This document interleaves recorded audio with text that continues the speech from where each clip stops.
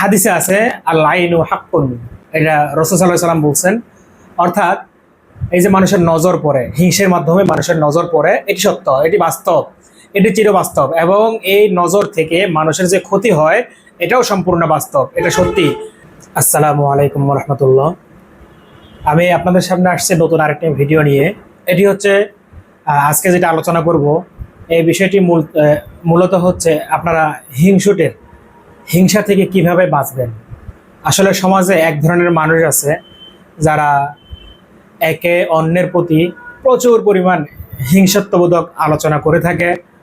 Suppose উদাহরণস্বরূপ মনে করেন আপনার ক্ষেত খামারি আছে, আপনার বাচ্চা কাচ্চা আছে, আপনার ব্যবসা বাণিজ্য আছে, আপনার আয় উন্নতি আছে, আপনার পরিবার আছে। আপনার ক্ষেত খামারিতে ভালো ফসল হলো, আপনার বাচ্চা কাচ্চা সুন্দর হলো, আপনার বাচ্চা কাচ্চার পরিবেশ ভালো হলো, আপনার বাচ্চা কাচ্চা ভালো করে পড়ালেখা করতেছে, আপনি চলতেছেন ভালো, আপনার পরিবার ভালো চলতেছে। এগুলো নিয়ে নিন্দুকেরা অনেক সময় হিংসে করে। তো এই হিংসা থেকে বাঁচার উপায় কি? হাদিসে আছে আল আইনু হাক্কুন, এটা রাসূল সাল্লাল্লাহু আলাইহি সাল্লাম বলছেন। অর্থাৎ এই যে মানুষের নজর পড়ে, হিংসের মাধ্যমে মানুষের নজর পড়ে, এটি সত্য, এটি বাস্তব, এটি চিরবাস্তব। এবং এই নজর থেকে মানুষের যে ক্ষতি হয় এটাও সম্পূর্ণ বাস্তব, এটা সত্যি। হিংসার মাধ্যমে মানুষ একদম ধূলিসাৎ হয়ে যায়, সে তার অস্তিত্ব খুঁজে পায় না। একটা সময় তার এমন চলে আসে, সে তার মূল অস্তিত্ব খুঁজে পাওয়াটাই মুশকিল হয়ে যায়। যেমন আপনার কোনো ফসলাদি আছে, আপনার 1 বিঘা কিংবা 2 বিঘা কিংবা 1 কাঠা কিংবা 2 শতক, এই ধরনের কিছু আবাদ বাড়ি আছে, ফল ফসলাদি আছে, আম গাছ আছে, কাঁঠাল গাছ আছে, যে কোনো ফল গাছ।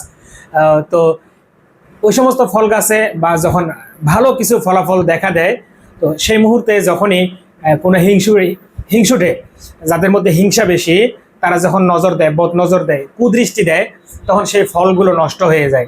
তো এগুলো থেকে বাঁচার একটা উপায় আপনাদেরকে বের করতে হবে, যেন কোনোভাবে কোনো হিংসুটে আপনাদের জন্য হিংসা বা খারাপ কোনো কাজ, খারাপ কোনো ফলাফল আপনাদের জন্য বয়ে আনতে না পারে। এই যে ইসলামী শরীয়তে মানুষের দিকে বদনজর দেয়, এটা সত্য। মানুষের দিকে বদনজর দেয়, এটা সত্য। মানুষ বদনজরের কারণে ধ্বংস হয়ে যায়, এটাও সত্য। পাশাপাশি অনেকেই আবার এই বদনজরের পাশাপাশি তাবিজ, বান টোনা, জিন চালান, জিন জাদু, সেহের, এই ধরনের ব্ল্যাক ম্যাজিক এগুলোও করে থাকে। তবে হিংসার বিষয়টা সম্পূর্ণ ভিন্ন। হিংসাটা হচ্ছে যে এমন একটা বিষয় যেটা কোরআন শরীফে সুস্পষ্টভাবে উল্লেখ আছে যে তোমরা মানুষের বদনজর থেকে বাঁচো, মানুষের বদনজর অত্যন্ত খারাপ। দেখা যাবে আপনার ফসলাদির দিকে বা আপনার বাচ্চা কাচ্চার দিকে বা আপনার পরিবারের দিকে, আপনার আয় উন্নতির দিকে কোনো ব্যক্তি যদি এখনই বদনজর দেয়, একটা সন্ধ্যা বা তারপরের দিন সকাল হতে হতেই আপনাদের একটা ফলাফল, আপনারা কাঙ্ক্ষিত সেই ফলাফলে পৌঁছে যাবেন যে আপনাদের কি ধরনের ক্ষতি হচ্ছে না হচ্ছে, বা কি ধরনের আপনারা চলতে পারতেছেন বা না পারতেছেন, এটা স্পষ্টভাবে আপনারা তৎক্ষণাৎ একটা অনুভব করতে পারবেন। তো এই হিংসা থেকে বাঁচার জন্য যেটা মূল কাজ, সেটা হচ্ছে যে সূরা ফালাক এবং সূরা নাস, এই 2টি সূরা সকাল সন্ধ্যা আপনাদেরকে পড়তে হবে। তার মধ্যে একটি আয়াত স্পষ্টভাবে আছে, মিন শাররিল ওয়াসওয়াসিল খান্নাস, মিন শাররিল ওয়াসওয়াসিল খান্নাস, মিন শাররিল ওয়াসওয়াসিল খান্নাস।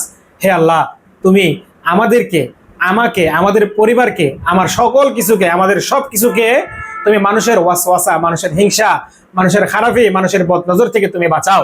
অতএব এই হিংসা থেকে বাঁচার জন্য নিজেরাও চেষ্টা করবেন এবং নিজের পরিবারকে ভালো করে একটু সেফ রাখার ব্যবস্থা করবেন।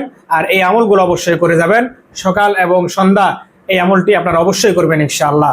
ভালো থাকবেন। আসসালামু আলাইকুম।